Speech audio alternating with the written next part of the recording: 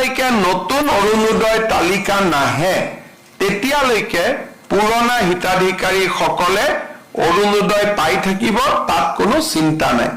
কিন্তু পুৰণা হিতাধিকাৰীসকলেও নতুন অৰুণোদয় পাবলৈ নতুনকৈ আবেদন পত্ৰ কৰিব লাগিব, কাৰণ অৰুণোদয় 3 কমপ্লিটলি নতুন হ'ব। প্ৰত্যেক সমষ্টিত আগতে 20,000 পৰিয়ালে অৰুণোদয় পাই আছিল, এতিয়া আৰু 10,000 পৰিয়ালে পাব। ৰাজ্যখনত 12,60,000 নতুন অৰুণোদয় হিতাধিকাৰী জড়িত হ'ব। অৰুণোদয় কোনে কোনে পাব লাগে? প্ৰথম অৰুণোদয় পাব কোনে লাগে?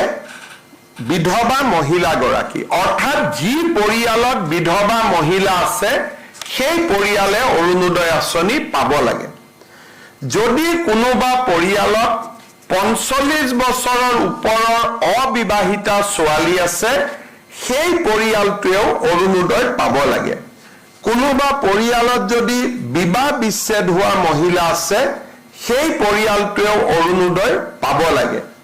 কোনোবা পৰিয়ালত যদি স্বামীয়ে বিবাহ বিচ্ছেদ আইনমতে দিয়া নাই কিন্তু এৰি থৈ গুচি গ'ল, তেনেকুৱা মহিলা থকা পৰিয়ালত অৰুণোদয় পাব লাগে। এইটো হ'ল অৰুণোদয়ৰ প্ৰথম নিয়ম। দ্বিতীয় অৰুণোদয় কোনে পাব লাগে? কাৰোবাৰ ঘৰত যদি তৃতীয় লিংগৰ ব্যক্তি আছে, পুৰুষ আৰু মহিলাৰ পিছত আৰু এটা লিংগ থাকে, উভয় লিংগ। উভয় লিংগ থকা পৰিয়ালতো অৰুণোদয় আমি দিব লাগে। তৃতীয়তে, যাৰ ঘৰত দিব্যাংগ ব্যক্তি আছে, কাৰণ পৰিয়ালটোৱে দিব্যাংগ ল'ৰা ছোৱালী এটাক চাবৰ কাৰণে খৰচ কৰিব লাগে, দিব্যাংগ ব্যক্তি থকা পৰিয়ালক আমি অৰুণোদয় দিব লাগে। তৃতীয়, চৰকাৰী বৃদ্ধাশ্ৰমত যিসকল আইতা থাকে সেই আইতাসকলক আমি অৰুণোদয় দিবই লাগে। তৃতীয়তে, যাৰ ঘৰত এইডছৰ বেমাৰী আছে, থেলাছেমিয়া আছে, হিম'ফেলিয়া আছে, চেৰিবেল পালচি আছে, কুষ্ঠ ৰোগ আছে, অটিজিম আছে, এওঁলোকৰ পৰিয়ালতো আমি অৰুণোদয় দিব লাগে।